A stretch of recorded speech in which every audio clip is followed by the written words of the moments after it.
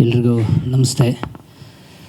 ಮೊದಲನೇದಾಗಿ special thanks to ನಮ್ಮೆಲ್ಲ ಪತ್ರಿಕಾ ಮಾಧ್ಯಮ, ಟಿ ವಿ ಮಾಧ್ಯಮ, ಡಿಜಿಟಲ್ ಮಾಧ್ಯಮ, ನಮ್ಮೆಲ್ಲ ಸ್ನೇಹಿತರಿಗೂ ನಮಸ್ತೆ ಹೇಳ್ತಾ, ಇವತ್ತು ಈ ನಮ್ಮ ಕಾರ್ಯಕ್ರಮಕ್ಕೆ ಇದೇನು ನಮ್ಮ ಸಿನಿಮಾ ರಿಲೀಸ್ ಇವತ್ತಿಂದ ಒಂದು 5 ದಿವಸ ಉಳಿದಿದೆ. ಇಲ್ಲಿಂದ ಸಿನಿಮಾದ ಪ್ರಚಾರ ಇರ್ಬೋದು, ಇನ್ನೊಂದು ಇರ್ಬೋದು, ತುಂಬ ಅಬ್ಬರವಾಗಿ ಹೋಗಬೇಕಾಗತ್ತೆ. ಈ ಒಂದು ಟೈಮಲ್ಲಿ ನಮ್ದು ಯಾಕೆಂದರೆ ಪ್ರೀ ರಿಲೀಸ್ ಇವೆಂಟ್ ಅಂದರೆ ನಿಮ್ಮ ಜೊತೆಗೆ ಯಾವತ್ತೂ ಕೂಡ ನಮಗಲ್ಲಿ ಕಮ್ಯುನಿಕೇಟ್ ಮಾಡೋದಕ್ಕೆ ಆಗಿಲ್ಲ ಮಾಧ್ಯಮದವ್ರ ಜೊತೆಗೆ. ಅಂದರೆ ಲಾಸ್ಟ್ ಟೈಮ್ ಒಂದು ಟೀಸರ್ ಲಾಂಚ್ ಮಾಡಿದ್ವಿ, ಔಟ್ಡೋರ್ ಆಯಿತು. ಆಮೇಲೆ ಎಲ್ಲ ರೀತಿಯ ಒಂದು ಪ್ಲ್ಯಾನ್ ಮಾಡಿ ಟ್ರೈಲರ್ ಲಾಂಚ್ ಮಾಡಿದ್ವಿ, ಅದು ಸ್ವಲ್ಪ ಹಿಂದೆ ಮುಂದೆ ಆಯ್ತು. ಇನ್ನು ಉಳಿದಿದ್ದೆಲ್ಲ ಬೇರೆ ಬೇರೆ ಊರುಗಳಲ್ಲಿ ಆಗೋಯ್ತು ನಮ್ಮ ಕಾರ್ಯಕ್ರಮಗಳು. ಹಾಗಾಗಿ ತುಂಬ ಈಗ ಯಾಕೆಂದರೆ ಟೈಮು ಜಾಸ್ತಿ ಇಲ್ದಿದ್ದಾಗ 9ನೇ ತಾರೀಕೆ ನಾವು ಇದು ಮಾಡೋಣ ಅಂತ ಹೇಳಿ ನಮ್ಮ ಪಿ ಆರ್ ಅವ್ರ ಜೊತೆಗೂ ಮತ್ತು ನಮ್ಮ ಟೀಮ್ ಕಮ್ಯುನಿಕೇಟ್ ಮಾಡಿ ಫೈನಲ್ ಮಾಡಿದ್ವಿ. ಬಟ್ ಆದರೆ ಗೆಸ್ಟ್ ಅನ್ನೋದು ಭಾರಿ ಇಂಪಾರ್ಟೆಂಟ್ ಆಗುತ್ತೆ ನನಗೆ. ಯಾಕೆಂದರೆ ಯಾವಾಗಲೂ ಇತ್ತು, ನಮ್ಮ ಸಿನಿಮಾ ಶುರು ಮಾಡಿದಾಗಿಂದನೂ ನನ್ನ ತಲೆಯಲ್ಲಿ ನಾನು ಮತ್ತು ನಮ್ಮ ಡೈರೆಕ್ಟ್ರಿಗೂ ಮಾತಾಡ್ಕೊಂಡಿದ್ವಿ, ಒಂದು ಕಾರ್ಯಕ್ರಮದ ಕೊನೆಯದು ಯಾವುದಾದ್ರೂ ಒಂದು ಇವೆಂಟಿಗೆ ಅಣ್ಣವ್ರ ಫ್ಯಾಮಿಲಿಯಿಂದ ಒಬ್ಬರನ್ನ ಕರೆಸ್ಕೊಂಡು ನಾವು ಆ ಒಂದು ಸಿನಿಮಾದ, ಅದು ಕೂಡ ಅಪ್ಪು ಸರ್ಗೆ ಸಂಬಂಧ ಇರಬೇಕು, ಒಂದು ಕಾರ್ಯಕ್ರಮವನ್ನು ನಾವು ಮಾಡಬೇಕು ಕೊನೆಯದು ಅಂತ. ಯಾಕೆಂತಂದರೆ ನಾನು ಅಪ್ಪು ಸರ್ ಜೊತೆಗೆ 2 ಸಿನಿಮಾ ವರ್ಕ್ ಮಾಡಿದ್ದೀನಿ. ನಾನು ಅಸಿಸ್ಟೆಂಟ್ ಡೈರೆಕ್ಟ್ರಾಗಿ ಮಾಡಿದ್ದೆ 4 ಸಿನಿಮಾಗಳು, ಅದರಲ್ಲಿ 2 ಸಿನಿಮಾ ಅವ್ರ ಜೊತೆಗೆ ಮಾಡಿದ್ದೀನಿ. ಸಣ್ಣ ಕೆಲವು ಅನುಭವ ಹೇಳಿ ಮುಂದೋಗ್ತೀನಿ ನನ್ನ ಸಿನಿಮಾದ ಬಗ್ಗೆ. ಈಗ ಮೊನ್ನೆ ಅಶ್ವಿನಿ ಮೇಡಮ್ ಅವ್ರ ಹತ್ರ ಹೋದ್ವಿ.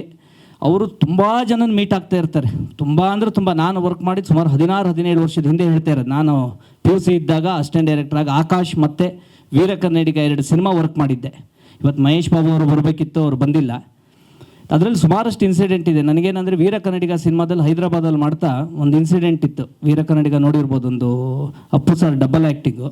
ಅದರಲ್ಲಿ ಪಟಾಕಿ ಬ್ಲಾಸ್ಟ್ ಆಗೋ ಒಂದು ಸೀನ್ ಇರುತ್ತೆ. ಸಿನಿಮಾ ಶೂಟಿಂಗ್ ರಾತ್ರಿ 12 ಗಂಟೆಗೆ ಸೆಟ್ಟಲ್ಲಿ ಮುಗೀತು, ಅನ್ನಪೂರ್ಣೇಶ್ವರಿ ಸ್ಟುಡಿಯೋ ಅಲ್ಲಿ. ಹೇಗೆ ಅಂತಂದರೆ ಆಂಧ್ರವಾಲ ಮತ್ತು ಇದೆರಡು ಒಟ್ಟಿಗೆ ನಡೀತಾ ಇತ್ತು.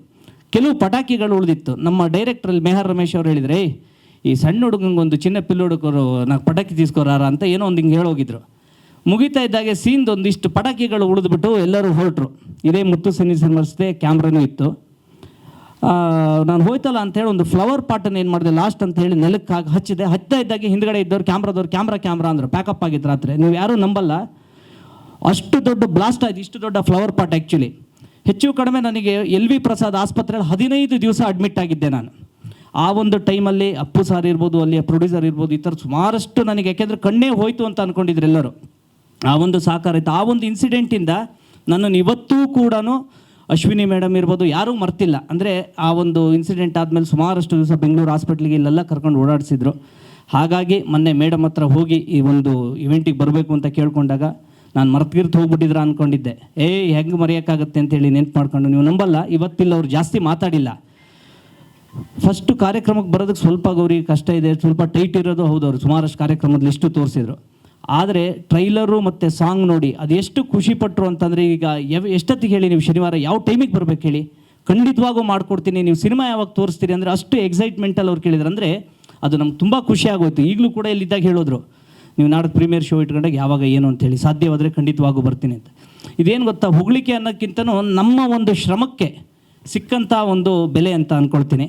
ಅಂದರೆ ನಮಗೆಲ್ಲರಿಗೂ ಒಂದು ಖುಷಿ ಆಗುತ್ತೆ. ಈಗ ಅವ್ರು ಬಂದು ಹೋಗಿದ್ದಕ್ಕೆ ತುಂಬ ಥ್ಯಾಂಕ್ ಯು.